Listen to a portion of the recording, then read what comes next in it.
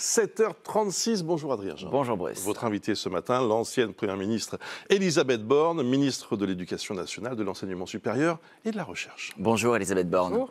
Après le meurtre d'un fidèle dans une mosquée vendredi et le meurtre d'une lycéenne à Nantes jeudi, le président de la République, hier en Conseil des ministres, a exprimé, je le cite, sa préoccupation face à la montée de la violence dans le pays. Par le passé, on sait que vos collègues Bruno Retailleau, Gérald Darmanin avaient même parlé d'ensauvagement de notre société. Comment vous nommez ce qui est en train de nous arriver ? Et que ce soit le drame qui s'est produit à Nantes jeudi dernier ou le meurtre d'un fidèle dans une mosquée près d'Alès, ce sont des actes d'une violence inouïe. Et moi, je veux d'abord dire mes pensées, ma solidarité aux familles, aux proches, s'agissant de ce qui s'est passé à Nantes, à toute la communauté éducative et de ce qui s'est passé dans le Gard, à tous les musulmans de France. Et évidemment, je pense qu'on est tous sous le choc et que ça nous oblige collectivement. Ça appelle des réponses à la fois en termes de sécurité, en termes judiciaires, mais à minima dans le cas de Nantes aussi en termes de santé mentale. Alors avant d'en venir aux solutions, vous avez raison, c'est très important sur le diagnostic. Bruno Retailleau, qui était à vos côtés jeudi à Nantes lorsque vous êtes rendu sur place, a dénoncé une société qui a encouragé de son point de vue le laxisme, qui a voulu déconstruire les interdits, disait-il, et qui donc a accouché de toute cette violence. Est-ce que ce sont le laxisme et les interdits déconstruits qui sont en cause aujourd'hui ? Ce qu'on sait dans le drame de Nantes, c'est que le jeune n'a pas pu aller au bout de sa garde à vue et qu'il a fait l'objet d'une prise en charge psychiatrique. Donc forcément, ça nous interroge. Donc votre réponse, c'est ce qui est en cause, c'est la psychiatrie. Dans le cas de Nantes, je vous dis, le jeune a été transféré dans une unité psychiatrique et il a manifestement des problèmes psychiques très lourds.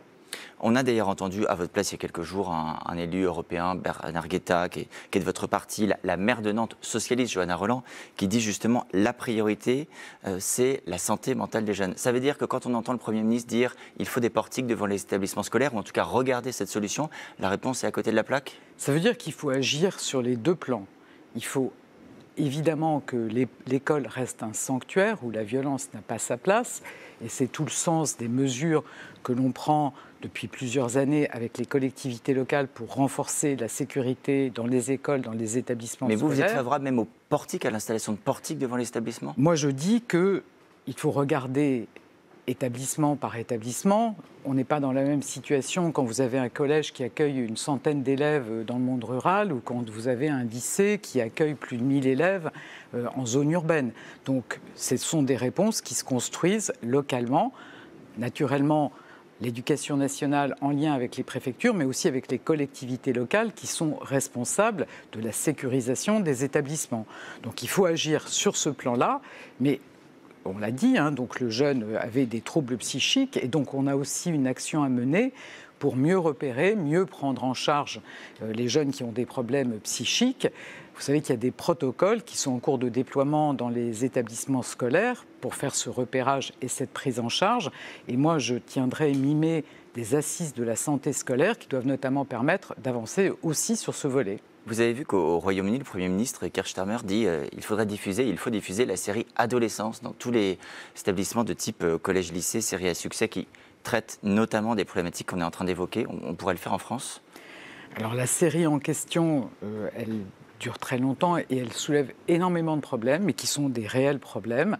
En tout cas, je pense qu'il faut qu'on soit très sensibilisé sur tout ce qui se passe sur les réseaux sociaux, qui nous échappe parfois. Vous n'êtes pas favorable à une diffusion en cours à l'école ? Pas forcément systématiquement celle-là, mais en tout cas de sensibiliser aux risques des réseaux sociaux, dont on voit qu'ils peuvent induire des comportements parfois violents aussi des jeunes contre eux-mêmes, avec la promotion de l'anorexie sur les réseaux sociaux. Évidemment, il y a une sensibilisation à faire sur l'usage de ces réseaux sociaux.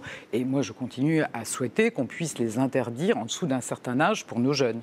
Vous l'avez vue, cette série ? Vous avez pu la voir ? Je ne l'ai pas vue en entier, mais elle pointe bien les risques de ces théories qui sont développées sur des réseaux sociaux, notamment les codes masculinistes, dont on voit bien qu'ils durcissent l'agressivité entre les filles et les garçons et qui peuvent déboucher, c'est le cas dans la série, aussi sur des actes violents de la part des jeunes. Autre sujet très important, je citais le chef de l'État, hier il a aussi appelé à ne laisser aucune place au communautarisme.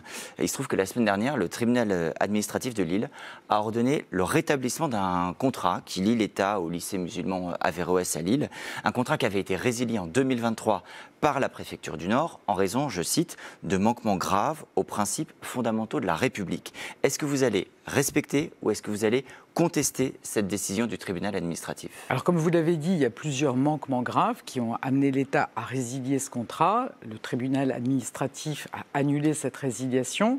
Moi, ce que je note, c'est que parmi les manquements, il y a notamment le fait que l'établissement a interdit l'accès à des inspecteurs de l'éducation nationale pour pouvoir faire un contrôle de l'établissement. Et ça, c'est inacceptable.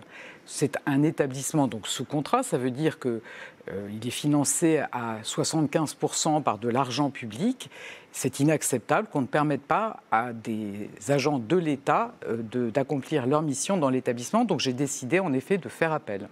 Faire appel, ça veut dire que vous souhaitez que ce contrat soit durablement résilié entre l'État et l'établissement. Oui, je souhaite dire très clairement qu'un établissement sous contrat ne peut pas empêcher des inspecteurs de l'éducation nationale de faire les contrôles qui sont de leur responsabilité. Vous avez noté que le tribunal administratif, dans ses décisions, considère que la préfecture n'a pas suffisamment démontré les manquements. Il pointe notamment le manque de pluralisme culturel, le caractère contraire aux valeurs de la République du cours d'éthique musulmane, l'existence d'un système de financement illicite. Est-ce que ça veut dire que vous, ou la préfecture en l'occurrence, serez capable de présenter de nouveaux éléments pour solidifier cette décision? Vous savez, à soi seul, le fait qu'un établissement sous contrat et donc qui doit respecter un certain nombre d'engagements sur les programmes pédagogiques, sur l'utilisation de l'argent public, refuse un contrôle, pour moi, ça légitime une forme de perte de confiance et donc de résilier ce contrat. Et donc c'est ce que nous défendrons en appel. Ça légitime aussi la décision du président de région, Xavier Bertrand, de dire « je ne verse aucun argent public tant que tout le processus n'est pas allé à son terme ». Ça, c'est une décision qui lui appartient. Pour l'État, la décision de justice s'impose à lui, et donc notamment s'agissant du financement des rémunérations des professeurs.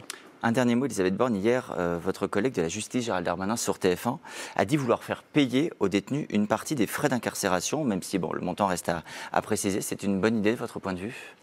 Enfin, je pense que Gérald Darmanin pointe que ceux qui le peuvent doivent naturellement participer aux frais de l'administration pénitentiaire. Donc je pense que c'est une décision de bon sens. L'abattement fiscal de 10% pour les retraités, possible de le supprimer ou tabou? Enfin, je crois qu'on a beaucoup de niches fiscales. Amélie de Montchalin, la ministre des Comptes publics, a dit qu'il était utile de réexaminer régulièrement ces niches. Après, je pense que c'est bien qu'on présente globalement la réponse du gouvernement sur ces sujets et pas que chacun exprime des idées sur ces questions.